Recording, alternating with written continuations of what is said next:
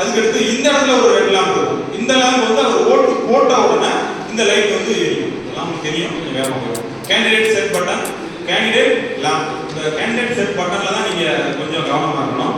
நேற்று ஏற்கனவே பயிற்சி கொடுத்து வச்சிருக்கோம். இயந்திரத்தில் சின்ன சின்ன கோளாறுகள் வரும். பிரச்சனை ஆக்சன் 18 வந்து மிஷின் வேலை செய்யலன்னு சொல்லுவாங்க. மோஸ்ட்லி என்ன ப்ராப்ளம் வரும்னா இந்த கேண்டிடேட் செட் பட்டன் வந்து ஒரு ஸ்ப்ரிங்ல தான் ஆப்ரேட் ஆகுது. இது வந்து பல தடவை பயன்படுத்தும் போது சிக்கிக்கும். இது வந்து சிக்கிக்கிச்சுன்னு சொன்னா தெளிவா பார்த்துருவீங்க.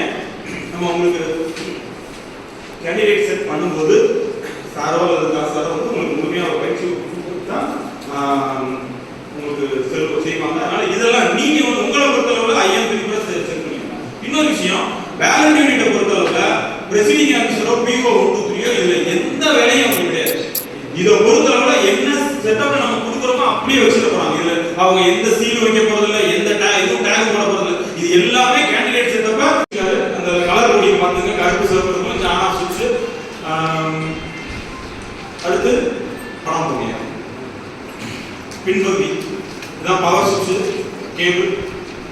கேபிள் மாற்ற பொசிஷன். அடுத்து ஓகே,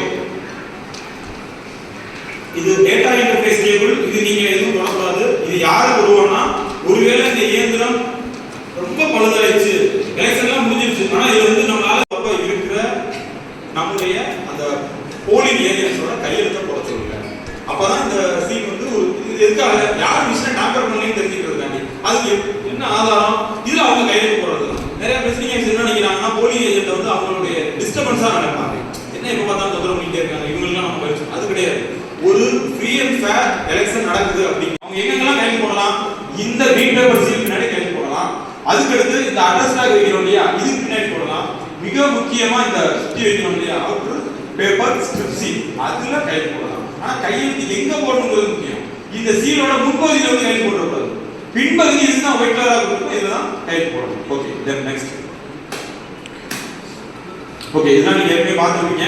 கிரீன் பேப்பர் சீல் வச்சிடறோம். அது மார்க் போர்டு முடிஞ்ச பின்னாடி தான் மார்க் போர்டு முடிஞ்ச பின்னாடி அந்த ரிசல்ட் அவர் வந்து சீல் பண்ண போறாரு. இந்த சீலிங் ப்ராசஸ்ல இந்த நீங்க அப்படி மாற்றும்போது எத்தனை தடவை மாத்துறீங்க?